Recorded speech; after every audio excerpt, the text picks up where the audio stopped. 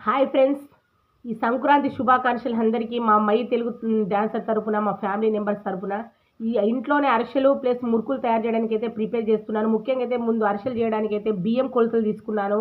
2.5 కేజీల బియ్యం కొలతలు తీసుకొని దానికైతే నూకలు, రాళ్ళు తీసేసి జల్లెడబట్టాను. ఆ తర్వాత బెల్లాన్ని చిన్నగా తురుముకోవాలన్నమాట. బెల్లం మొత్తం చిన్నగా తురిమేసుకున్నాము మనం బెల్లం పాకం పట్టడానికి. ఆ తర్వాత అయితే నేనైతే మా వారైతే పొయ్యి మన పిండి పట్టించుకొచ్చారనమాట గిర్నీ దగ్గర. ఇగో ఈ రకంగా బయట కట్టెల పొయ్యి మీదైతే ఈ రకంగా పాకం ప్రిపేర్ చేస్తున్నాము. మా పక్కింటి ఆంటీనైతే పిలిచామనమాట. ఆంటీ అయితే చక్కగా పాకం పట్టిందనమాట. ఈ రకంగా పిండి పట్టిన తర్వాత మనం జల్లెడ పట్టుకోవాలి ఫ్రెండ్స్. ఎందుకంటే మనకి అరిసెలు టేస్టీగా రావాలంటే జల్లెడ పట్టుకోవాలి, మెత్తగా రావాలంటే. ఈ రకంగా అయితే ఆంటీ అయితే పాకం వస్తుందా రాదా అని ఊరికే చెక్ చేస్తుంది, గంట పెట్టి కలుపుతుంది.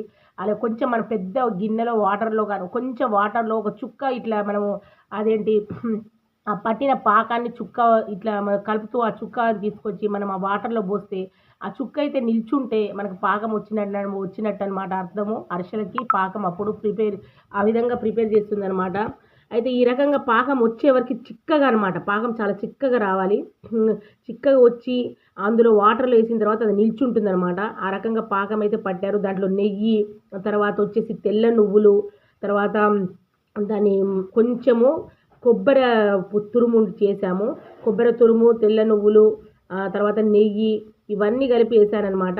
ఏసి ఈ రకంగా అయితే అరిసెలనైతే మా వారైతే కాలుస్తున్నారు. నేనైతే చేస్తున్నాను. అయితే మా పక్కింటి ఆమె అయితే కొంచెం మంచిగా చేయడానికని పాపం హెల్ప్ చేసిందనమాట. అయితే ఫస్ట్ అయితే ఒక 4 అయితే మొత్తం దాంట్లో వేయడానికి ఏసేటప్పుడు ఇరిగిపోయాయనమాట. తనొచ్చి ఇలా చేయాలని చెప్పింది. ఈ రకంగా అయితే చక్కగా చేస్తున్నాము. చూడండి ఎంత చక్కగా ఉన్నాయో చూడండి అరిసెలు. చాలా టేస్టీగా అండి. మెత్తగా ఉంటుంది. మనకు ముఖ్యంగా ఏందంటే దానికి కావాల్సిన సామాన్లన్నీ దగ్గర పెట్టుకోవాలి. ఈ అరిసెలు చేయాలంటే పెద్ద ప్రాసెస్ ఏం లేదు. కాపోతే మనకు సామాన్లన్నీ పెట్టుకోవాలి, అన్నీ చేయాలి. ఇప్పుడు చూడండి టేస్టీగా ఇట్లయితే కలుపుతున్నాం. మా పెద్ద బాబయితే పాపం నూనె ఇట్లా మొత్తం పిండుస్తున్నాడు. వాడి చేయికి దెబ్బ తగిలి ఇంత ఏలంత వాసింది. అయినా గూడా పాపం మాకు హెల్ప్ చేస్తున్నాడనమాట.